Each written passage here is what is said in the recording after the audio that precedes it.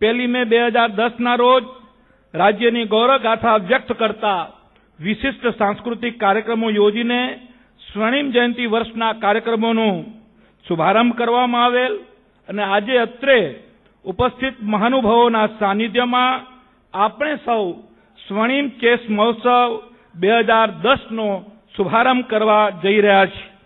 મને એક એવું ઉચિત જણાય છે કે 2 વર્ષ અગાઉ માન્ય મુખ્યમંત્રી શ્રી નરેન્દ્રભાઈ મોદીએ ચેસ તાલીમ શિબિર દરમિયાન એક વિચાર વહેતો મૂક્યો હતો કે ગુજરાત રાજ્યની વર્તમાન પેઢી અને ભાવિ પેઢી વિશાળ સંખ્યામાં ચેસની રમત રમતી થાય, જેના કારણે આ રમત થકી પ્રાપ્ત થનાર લાભ સમગ્ર રાજ્યને મળી રહે.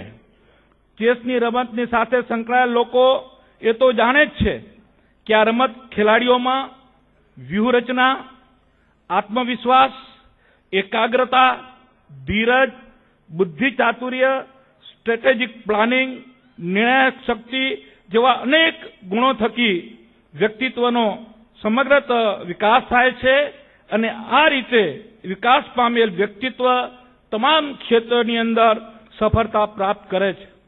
મિત્રો, આમ તો ચેસની રમત ક્રિકેટ, ફૂટબોલ, હોકી, કબડ્ડી જેવી બહુ લોકપ્રિય નથી. 2 ખેલાડીઓ વચ્ચે બૌદ્ધિક ટક્કરની આ રમત જોનારા પણ ઘણા ઓછા હોય છે, પરંતુ આ ચેસની રમત વાસ્તવિક જીવનમાં હંમેશા ચાલ્યા જ કરતી હોય છે. અંગ્રેજ વિદ્વાન બર્ટ્રાન્ડ રસેલે કહેલું કે પતિ પત્ની, બાપ દીકરા, ભાઈ ભાઈ, મિત્ર મિત્રો, બાદશાહ અને વચ્ચે પણ સામાન્ય સંજોગોમાં રોજિંદા વ્યવહારમાં પણ સૂક્ષ્મ રીતે ચેસની રમત ચાલ્યા જ કરતી હોય છે. આજે જ્યારે વિશ્વનાથ આનંદજી અને માન્ય મુખ્યમંત્રી શ્રી નરેન્દ્રભાઈ મોદી જેવા પોતપોતાના ક્ષેત્રના ચુનંદા શિખરસ્થ મહાનુભાવોની ઉપસ્થિતિમાં આ મહોત્સવ શરૂ થઈ રહ્યો છે, ત્યારે આપણે સૌ ચેસની રમત અને રાજ રમતને પણ રાજ્ય અને દેશના સામાજિક, રાજકીય અને આર્થિક ઉદ્ધાર માટે ઉપયોગ કરીએ તેવો સુસંકલ્પ કરીએ. આજે સ્વર્ણિમ ચેસ મહોત્સવના શુભારંભ પ્રસંગે રાજ્યની 8,800 શાળાઓ આ જીવંત પ્રસારણનો લાભ લઈ રહી છે અને હજારો શિક્ષકો અને વિદ્યાર્થીઓ ચેસની રમત સાથે પોતાનો નાતો જોડી રહ્યા છે. ત્યારે મારી તમામ મિત્રોને અપીલ છે કે વધુને વધુ સંખ્યામાં ચેસની રમત રમતા થઈએ. સેટેલાઇટના માધ્યમથી જે શિક્ષકોએ ચેસની રમતનું પ્રશિક્ષણ લીધેલ છે તે શિક્ષકો પોતાની શાળાના ચેસના ખેલાડીઓ તૈયાર કરે અને આવા ખેલાડીઓ શિક્ષકો માઇન્ડ ચેમ્પિયન એકેડેમી બનાવે એવો સરકારશ્રીનો આગ્રહ છે. અને આ એકેડેમીના સભ્યો કોમ્પ્યુટર ઉપર ઓનલાઈન ચેસની રમતની પ્રેક્ટિસ કરી શકે તેવું સોફ્ટવેર NIIT દ્વારા તૈયાર કરવામાં આવેલ છે. ડિસેમ્બર 2010ની અંદર યોજાનાર ચેસ મહોત્સવમાં વિક્રમજનક સંખ્યામાં વ્યક્તિઓ એક સાથે ચેસની રમત રમે અને એમાં ગ્રાન્ડ માસ્ટર શ્રી વિશ્વનાથન આનંદજી અને રાજ્યના માન્ય મુખ્યમંત્રી નરેન્દ્રભાઈ સૌને પ્રેરણા આપશે અને સમગ્ર ગુજરાત ચેસમય બનશે. સ્વર્ણિમ ચેસ મહોત્સવ નિમિત્તે એ બાબતનો ઉલ્લેખ ગૌરવપ્રદ બનશે કે આશરે 1500 વર્ષ પહેલા ભારતમાં જન્મેલી આ રમત વાયા ઈરાન અને અરબસ્તાન થઈને યુરોપ, અમેરિકા પહોંચી.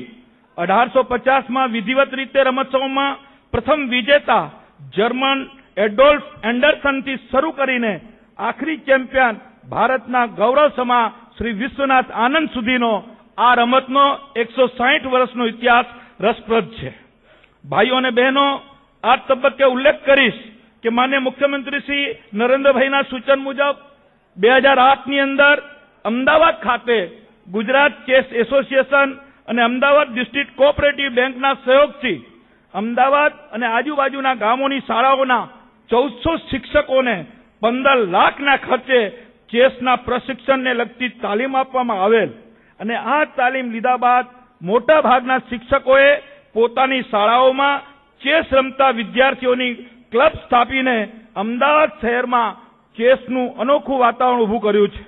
ગુજરાત ચેસ એસોસિએશનને મળેલ અહેવાલ મુજબ અમદાવાદની શાળાઓમાં 20,000 જેટલા બાળકો ચેસની રમત સાથે જોડાયા છે અને અમદાવાદની જેમ રાજ્યના બાકીના જિલ્લાઓમાં પણ શહેરમાં પણ આગામી દિવસોમાં જી-સ્વાનના માધ્યમથી અપાનાર આ તાલીમનો લાભ લઈને શિક્ષકો ચેસની રમતને વધુને વધુ ખેલાડી તૈયાર કરશે એવી અપેક્ષા રાખીએ છીએ. ચેસ ક્ષેત્રે ગુજરાતનું નામ રોશન કરનાર શ્રી તેજસ બાકરે, કુમારી સ્વીટી પટેલ, હેતુલ શાહ, ધ્યાની દવે, અંકિત રાજપરા, ફેનિલ શાહ જેવા વધુને વધુ ખેલાડી આગળ આવીને રાજ્યને ગૌરવ અપાવી રહ્યા છે તે આનંદની વાત છે. રમત ક્ષેત્રે રાજ્ય સરકાર માળખાકીય સુવિધાઓનો વિકાસ કરીને ખેલાડીઓને વિવિધ એવોર્ડો, વિશિષ્ટ સ્કોલરશીપ અને ચંદ્રક જીતવા માટે આશાસ્પદ ખેલાડીઓને શક્તિ દૂત યોજનાના માધ્યમથી નિર્બેધ સહાય આપીને વધુને વધુ આગળ આવવાના પગલાં ભરી રહી છે. ત્યારે આપ સૌ ખેલાડીઓને આવનારા દિવસોમાં વધુને વધુ ઊંચા શિખરો સર કરો તેવી આશા રાખું છું. ચાલુ વર્ષે યોજાનાર કોમનવેલ્થ પ્રોબેબલ્સમાં ગુજરાતમાંથી ટેનિસમાં શ્રી અંકિત રૈના, એથ્લેટિક્સમાં બાબુભાઈ પનોચા, સ્વિમિંગમાં વંદિતા ધારિયાલ અને શ્રી અંશુલ કોઠારીના નામો ગણતરીમાં છે. તે આપણા સૌના માટે ગૌરવની વાત છે. અમને વિશ્વાસ છે કે ચાલુ વર્ષે યોજાનાર ખેલ મહાકુંભ 2010ના પરિણામ સ્વરૂપ રમતગમતમાં ઘણી નવી પ્રતિભાઓ આપણે શોધી શકીશું. આભાર. વંદે માતરમ. ભારત માતા કી જય. જય જય સ્વર્ણિમ ગુજરાત. આભાર માનનીય મંત્રીશ્રી આપનો. World Chess Champion Vishy Anand did a hat-trick by winning 3 World Chess Championship titles back-to-back in 2007, 2008 and 2010. ચેસના ઇતિહાસમાં તેઓ એકમાત્ર એવા રમતવીર છે જેઓએ વર્લ્ડ ચેમ્પિયનનો ખિતાબ ચેસના પ્રત્યેક પ્રકારમાં જીત્યો, પછી તે મેચ હોય, નોકઆઉટ હોય કે ટુર્નામેન્ટ. રાજાઓના બેતાજ બાદશાહ આનંદની કેટલીક ચાલ, કેટલાક મૂવ્સ આવો નિહાળીએ એક દ્રશ્ય શ્રાવ્ય પ્રસ્તુતિમાં.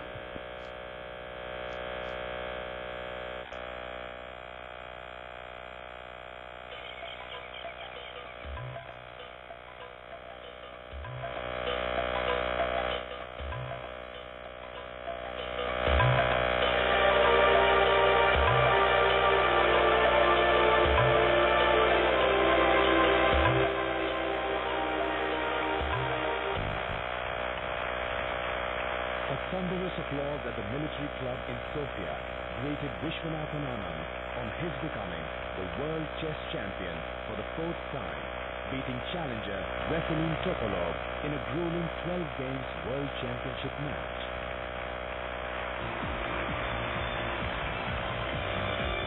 With this win, Anand has truly established his supremacy in all 3 formats of chess, namely the knockout format in 2000 in Tehran, the round-robin format in 2007 in Mexico, the purist delight, the match-play format in 2008 in Bonn, and finally, once again, in 2010 in Sofia.